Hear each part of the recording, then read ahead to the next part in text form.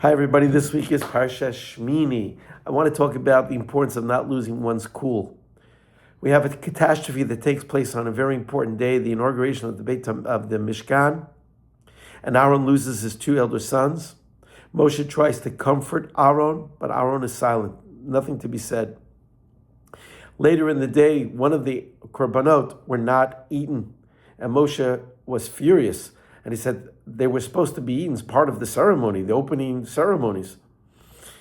And Moshe turns his anger and his accusation towards the remaining children, Eliezer and Itamar of Aaron.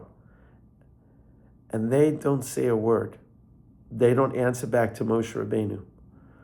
But Aaron speaks up and he says, Moshe, it would have been inappropriate had we partaken of this korban.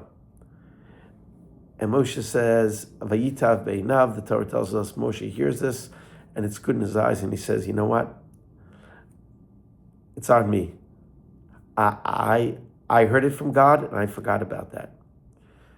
The fact that Eliezer and Itamar did not respond back to Moshe, the Torah tells us that they were strong enough people and they were holy people and they were smart enough people, they could have responded back to Moshe. But they said, look, Moshe is doing this in front of our father. It's not respectful to speak out of turn in front of our father. Moshe is also my teacher. It's not appropriate for me to speak or for us to speak against our teacher. So they remained silent. They could have blown the whole situation up and go, Moshe, what the heck are you talking about? Everybody knows this halacha. They stay silent. And then finally Aaron speaks up to Moshe and says, Moshe, now you're out of line here. This is what God wants. And Moshe says, you know what? You're right. Here's a situation that I could have seen myself make it explode into so many different directions. It's been a disaster. Aaron could have told Moshe when he tried to comfort him, would you just leave me alone? What words are you going to say? He doesn't say anything. And then when Moshe accuses the two sons, it's like they say, look, what do you want from us? We're just following our father. Give us a break. And then when Aaron finally speaks up, and Moshe says, well, I'm still the teacher here, Aaron. I'm still the leader here. And he says, no, you know what? You're right.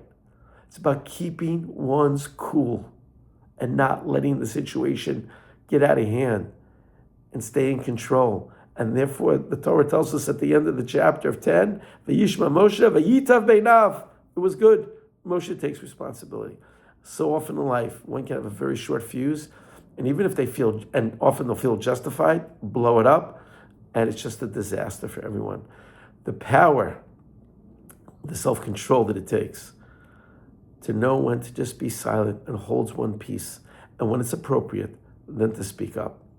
Anyway, I want to wish everybody a Shabbat Shalom and praying for a lasting peace in the Middle East. If you like what you hear, please pass it on.